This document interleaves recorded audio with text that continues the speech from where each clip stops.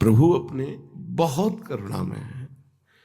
इनकी करुणा को जो जान गया, इसी बात को भगवान शंकर कह रहे हैं, उमा राम स्वभाव जहि जाना, ताहि भजन तज भावनाना। बहुत करुणा में है, बहुत प्यार करने वाले हैं। अब ये स्वभाव कोई जान जाए तो इनके भजन के बिना रह नहीं सकता। जो जान गए वे इनकी ठसक में भर करके संपूर्ण प्राणों को, जीवन को न्यौछावर कर दिया। और धन्य है उनका जीवन जिन्होंने न्यौछावर कर दिया। न्यौछावर कौन करता है? अहंकारी नहीं, दैन्य बोलते हैं। देखो, कभी ऐसा मत समझो कि भक्तों को कलयुग है, भगवान कहाँ मिलते हैं, अरे वो ध्यान में कभी ऐसा कुछ नहीं। जैसे आप को हम देख सकते हैं, ऐसे भक्त प्रभु को देखते हैं, प्रभु उनसे बात करते हैं, प्रभु खेलते हैं। बोले कहाँ भगवान और कहाँ मैं? नहीं, जहां मैं वहीं भगवान, जहां भगवान वहीं मैं। तुम देख नहीं पा रहे हो। क्यों? क्योंकि जो प्रकृति को देखता है और प्रकृति को भोगता है, वो परमात्मा को देखने की योग्यता खो देता है। गुरुजनों की कृपा से मना कष्टान इंद्रियाणी, जो प्रकृति की तरफ है, वो जब प्रभु की तरफ होने लगती है, तो जैसे हमारे लिए प्रकृति सहज हो गई, इन नेत्रों से हम प्रकृति को सहज में देख रहे हैं, ऐसे गुरु कृपा नेत्रों से परमात्मा को सहज देखा जाता है। सच्ची मानी, प्रभु बहुत सहज हैं, बहुत बड़े हैं और बहुत कृपालु है। इसलिए इनको प्राप्त करना कोई दुर्लभ बात नहीं। बस हम प्रकृति का भोक्ता भाव और प्रकृति के सुख भाव को छोड़ नहीं पा रहे, यही कठिनता है। और ये सब सहज में भगवत प्रेमी महात्माओं की कृपा से हो जाता है। अरे मन, ये बड़े दीन बंधु हैं, दीन बंधु, ये गरीब निवाज है। अगर कोई हृदय से देखे तो अपने जैसा गरीब कौन है? क्या है आपके पास? बोले रुपया है, मैं गरीब क्यों हूं? नहीं, ये तो नकली चीज है। असली चीज क्या है आपके पास? मकान है, पद है, भारी से भारी हमारे पास सब समाज प्रियता की वस्तुएं हैं, सम्मान है, ये सब नकली है, ये सब नकली है। तो फिर बचा क्या? तो बोले मैं तो फिर बहुत गरीब हुआ। हाँ, तभी गरीब निवाज रीझते हैं जब वास्तविक तुम्हारा चिंतन असत पदार्थों के गर्व से रहित होता है। क्या है तुम्हारे पास? अगर ये लौकिक वस्तुएं तुम इनको देखकर गर्व करते होते तो 4 दिन की चांदनी है, ये नष्ट होने वाली है, तुम्हारी नहीं है। तुम शरीर को जो प्रिय अपना प्राण दे इतना प्यार कर रहे हो आत्म भाव से, ये भी नकली है, ये भी नकली है। ये न था न रहेगा, बीच में भास रहा है कुछ दिनों के लिए, फिर ये नष्ट हो जाएगा, नष्ट हो जाएगा पक्का। है क्या तुम्हारे पास? स्थायी क्या है? कुछ नहीं। हो ना गरीब तो आओ गरीब निवाज के पास। प्रभु गरीब निवाज है। कितना सुख होता है जब दैन्यता होती है, हमारा कोई नहीं, हमारा कुछ नहीं, हम कुछ नहीं। प्रभु क्या मुझ ऐसे अधम को आप स्वीकार करेंगे?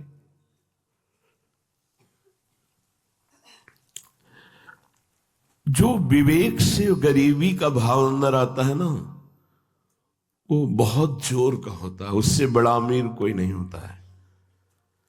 हर अहम के सूत्रों को, जहां अहम स्थापित है, उसे काट देता है उपासक। मेरा क्या है इसमें? जैसे बहुत सुंदर शरीर है, कितने दिन टिकेगा? और फिर इसमें मेरी क्या रचना है? अगर इस शरीर दिया तो प्रभु ने दिया ना, प्रभु ने रचा है ना, इसमें मेरा क्या है? जिधर देखता है विवेकवान, वहां कुछ अपना नहीं दिखाई देता, एकमात्र प्रभु अपने, तो दीन हो जाता है। ये अहंकार दीन नहीं होने देता। वास्तविक विचार करके देखो, तुम्हारा अहंकार किस काम का है? तुम क्या कर सकते हो? एक बार सांस नहीं खींच सकते, उसी की सामर्थ्य से आप प्राणवायु को खींचते हैं और छोड़ते हैं। जिस दिन वो अपनी सामर्थ्य खींच लेगा तो ये शरीर एक बार भी श्वास नहीं खींच पाएगा, ऐसे नहीं कर पाएगा। उसी के बल से बलवान हो, उसी की बुद्धि से तुम्हारी बुद्धि काम कर रही है, उसी की चेतना से तुम में चेतना है, उसी के तुम अंश हो। ये उसी की रचना है प्रकृति, वो ईश्वर है, इसकी रचना करने वाला है। सब विचार करके देखो तो कुछ नहीं अपने पास, फिर क्या? आ जाओ महाधनी प्रभु की शरण में तो दीनता आ जाती है। मैं बहुत अच्छा साधक हूं तो पहले साधना कर लेता। अगर मैं साधक हूं तो पहले साधना कर लेता, अब क्यों? बोले अब गुरु कृपा हुई। तो अहंकार क्यों? विचार, हर जगह हमें विचार पूर्वक। तो बोले मन भज दीन बंधु, भजन कर दीन बंधु का, यही दरबार दीन को आदर रीत सदा चल। जिसका हृदय दैन्य हो गया है, क्या है मेरे पास? कुछ नहीं, न साधन, न विषय, न व्यक्ति, न वस्तु, न हाथ आपके सिवा कुछ नहीं। भगवान बहुत प्यार करने लगते हैं। अगर प्यार में कुछ बाधा है तो हमारा कुछ माना हो, हृदय से देख लो। जिस दिन परिवार वालों को ये पता चला कि हमारे काम का नहीं, उस दिन असलियत में सबके प्यार की पोल खुल गई। क्यों भाई? अगर प्रभु हमको दर्पण न दिखाते तो राग हमारा बना रहता, हम सबका। देखो सबका। वही बेटी है जिसको प्राणों से प्यार किया जाता है, स्वार्थ नहीं तो कभी दोबारा देखने नहीं आए। वही बेटा है। मान लो हमारी बात, यहां केवल स्वार्थ का संबंध और मोह की मान्यता। प्रेम तो सिर्फ हरि करते हैं, प्रभु करते हैं। पर प्रेम का उधर से जो हमारे अंदर प्रवाह आ रहा है, हम इसलिए अनुभव नहीं कर पा रहे कि हमारी चित्तवृत्ति बहिर्मुख होकर शरीरों पर, व्यक्ति, वस्तु, स्थान पर, अगर आप इसे वापस करें तो अभी देखें प्रेम अंतर से आ रहा है और वो प्रेमदाता हमारे प्रभु हैं। निहाल हो जाओ। अभी कोई खास बात नहीं है भगवान से मिलना, वो हमारे हैं, हमारे प्रीतम हैं। खास बात संसार के राग का त्याग करना है। देखो हमारी बात को अंदर से समझना तो दोष दर्शन नहीं होगा। प्रभु हैं पर आनंद का अनुभव हो रहा है? भला नहीं हो रहा ना? तो हम एक शब्दों में कह सकते हैं कि प्रभु में आनंद नहीं है, प्रभु की आसक्ति चिंतन में आनंद है। वो तो है यहां, देखो ना, सबके हृदय अछत अविकारी, पर सकल जीव जग दीन दुखारी। भाव से समझोगे तो समझ जाओगे। आत्मा आनंदमय है ना, लेकिन आत्मा में अगर आनंद है तो हमें आनंद मिलना चाहिए ना था। सूर्य में प्रकाश है तो प्रकाश हो रहा है, आप भाव करो ना करो, देखो ना देखो, वो तो प्रकाश हो रहा है ना। खास बात जो पकड़ी है हमें, उस बात पर ध्यान दो। आत्मा भी और परमात्मा भी, दोनों सुख राशि आनंद समुद्र यहीं विराजमान है। पर अपने को हो रहा है क्या आनंद? नहीं। जब वो है तो फिर आनंद क्यों नहीं हो रहा? सर्दी है तो सबको लग रही है ना, गर्मी तो सबको लगेगी ना, तो आनंद समुद्र है तो आनंद होना चाहिए ना। तो बोले प्रभु में आनंद, तेरा स्वरूप भी आनंद में, लेकिन आनंद का अनुभव होता है आसक्ति में, चिंतन में। तुम्हारा चिंतन और आसक्ति शरीर संसार में, इसलिए आनंद नहीं